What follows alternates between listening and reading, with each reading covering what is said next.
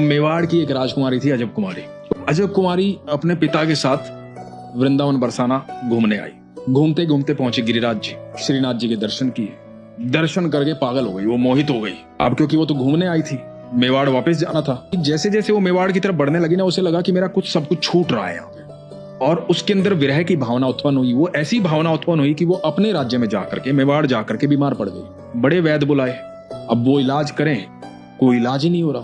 तो उसने बताया अपने पिता को कि मुझे ठाकुर जी की याद आ रही है, ठाकुर जी के पास जाना है। तो पिता ने कहा कि ठीक है बेटा, लेकिन कुछ दिन के लिए भेज सकता हूं तेरे को।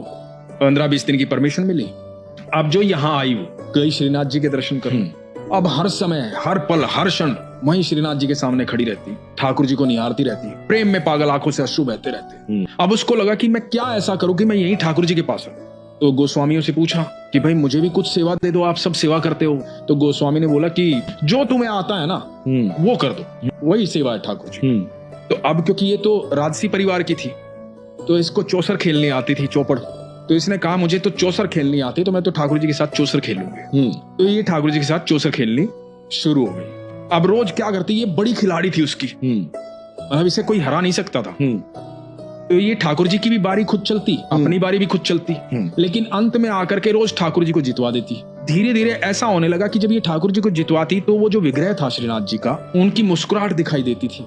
और खाली अजब कुमारी को दिखाई नहीं देती थी, बाकी सबको भी दिखाई देने लगी। और उनकी दंतावली दिखाई देने लगी, उनके दांत दिखाई देने लगे। सब हैरान हो गए कि यार श्रीनाथ जी के दांत दिख रहे हैं। अब ये रोज उनको जिता देती और ठाकुर जी बड़े प्रसन्न होते। और कई बार ठाकुर जी के पसीने भी छूट जाते जब ठाकुर जी हारने को होते, पर ये फिर जितवा देती।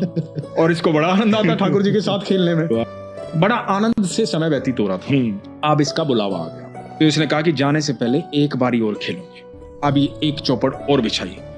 आज इसको बड़ा गुस्सा आया हुआ था। इसने सोचा आज मैं ठाकुर जी को नहीं जिताऊंगा। इधर ये ऐसी ऐसी चाल चल रही थी कि ठाकुर जी निरंतर हार रहे थे, ठाकुर जी के पसीने छूट रहे थे, ठाकुर जी का चेहरा उदास हो रहा था। इससे बर्दाश्त नहीं हुआ। जब बिल्कुल ये अंतिम पड़ाव में आ रही थी, इसने ठाकुर जी को जितवा दिया। जैसे ही ठाकुर जी को जितवाया, इसकी आंखों में अश्रु थे और ये उठकर जाने लगी, ये कह के कि आज मैं जा रही हूँ। और ऐसा कहते हैं पारस भाई, श्रीनाथ जी ने अजब कुमारी की बाह पकड़ ली और बोले कि मैं तुझसे प्रसन्न हूँ, तू बता तुझे क्या चाहिए। तो अजब कुमारी बोलती है जो मांगूंगी वो दोगे।